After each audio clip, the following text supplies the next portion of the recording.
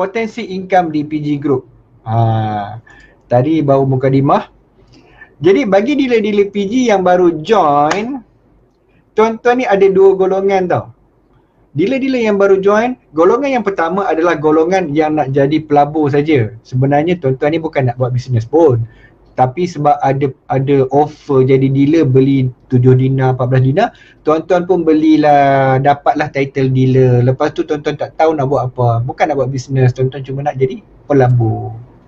So you got no idea. Okay. So golongan ni pun ada juga ramai. Dan golongan yang kedua ialah orang yang memang betul-betul nak cari side income dengan bisnes yang kita panggil evergreen. Bisnes yang segar. Emas, dia tidak ikut trend. Dia evergreen. Dia segar sepanjang zaman. Tuan-tuan, insyaAllah boleh dijamin industri emas, kedai emas, barang kemas, jongkok emas, dia tetap akan wujud. Manusia akan tetap suka emas sampai hari kiamat. Manusia suka emas, manusia suka barang kemas.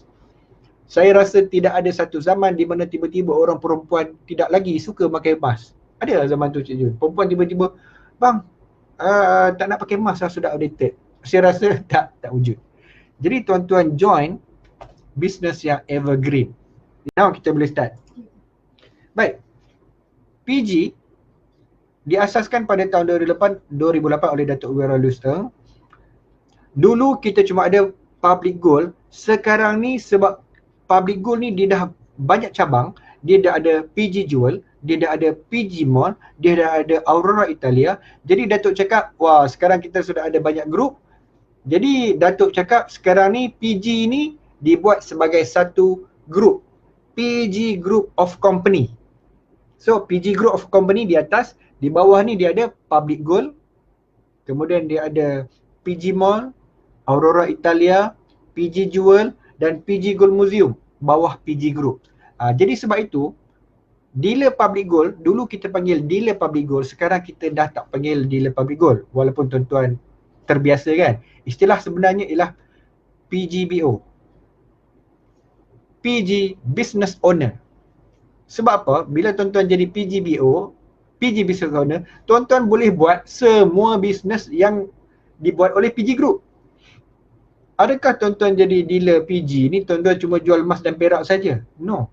Tuan-tuan boleh jual barang kemas, tuan-tuan boleh jual PG Jewel, tuan-tuan boleh jual Aurora Italia dan apa-apa saja bisnes yang Datuk bawa masuk dalam PG Group, tuan-tuan boleh buat bisnes tersebut.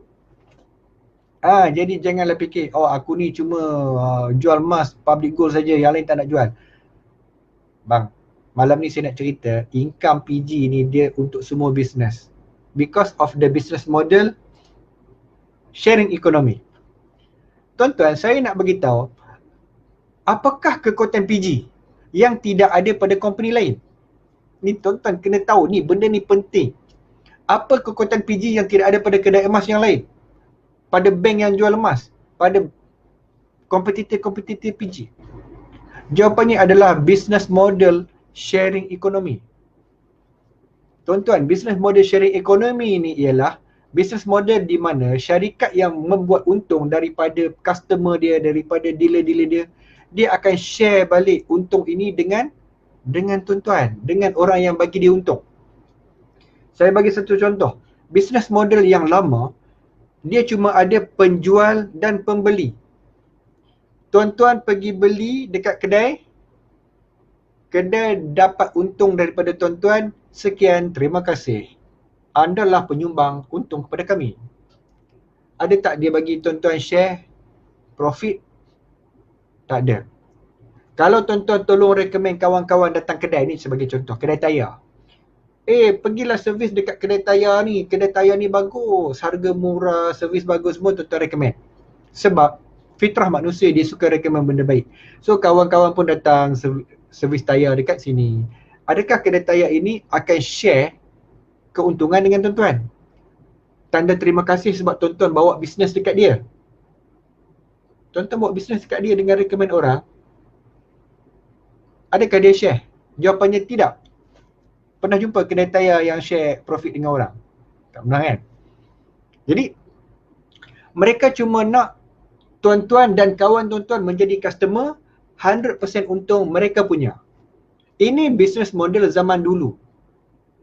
Sekarang tuan-tuan, zaman sudah berubah. Sekarang ialah zaman sharing economy.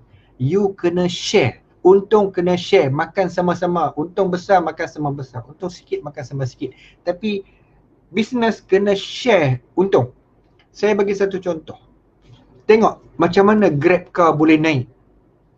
Grab Car dia cuma menyediakan app saja. Tetapi dengan menggunakan apps mereka, orang yang bawa Grab Car dia dapat job. Jadi bila dia dapat job, dia dapat duit. Jadi duit ini dia share lah 20% dengan Grab penyedia platform. Jadi dengan kata lain, because of this one got money, you share lah sama-sama untung. So yang ni untung, yang ni pun untung. Cuma untung dia 20%, 80%. Jadi tuan-tuan, sebab itu Grab naik dengan mendadak because of sharing economy.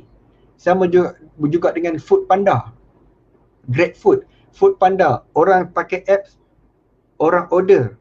Jadi rider dapat job, dia dapat untung, tapi sebab asbab platform ini bagi dia duit, dia sanggup share. Dia kena share lah, share untung dengan platform provider. Jadi dua-dua dapat untung. Jadi ini adalah sharing economy. Lagi satu apa nak bagi contoh jelas, Airbnb. Airbnb ni kita ada bilik, kita guna apps dia. Orang tengok app, orang datang sewa bilik kita, sewa rumah kita. So kita dapat profit. So kita share lah dengan platform provider. Ini baru boleh grow. Sebab tu Airbnb, Grab, Uber, dia orang punya business grow sangat besar dengan hanya menggunakan sharing economy. Jadi yang Uber, Grab, apa lagi satu tu Airbnb, baru sekarang kita dengar. Tapi business model public goal dulu, dia dah share dengan dealer dah lama dah. Okay. Yang kedua, consumer chain. Consumer chain bermaksud, bila tuan-tuan involve dengan PG, tuan-tuan boleh buat decision, buat keputusan sama ada tuan-tuan nak jadi pelabur emas, beli simpan emas, sekian terima kasih, tidur.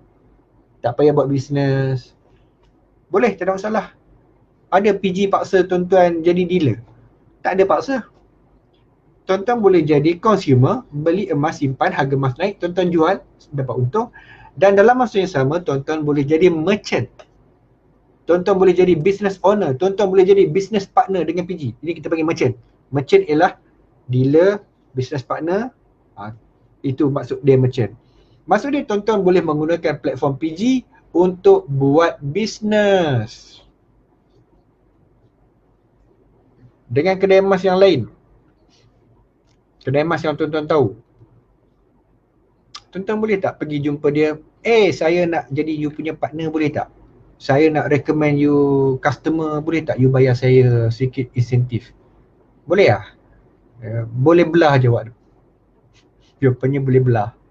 Okay? Memang tak ada. Jadi sebab itu, consumer chain ini dia adalah konsep yang sangat power, di mana tuan-tuan boleh jadi pelabur, jadi dealer yang tak payah, dealer yang pasif, tak buat kerja, tak payah. Tuan-tuan jadi dealer tapi macam customer. Dan dalam masa yang sama, tuan-tuan boleh buat bisnes ni betul-betul, tuan-tuan boleh recommend orang ramai-ramai, tuan-tuan boleh bina group, bina empire besar-besar. Dalam PG ni tuan-tuan boleh bina empire yang sangat besar. PG provide tuan-tuan platform ini kalau tuan-tuan nak. Dengan kata lain, kalau nak boleh buat.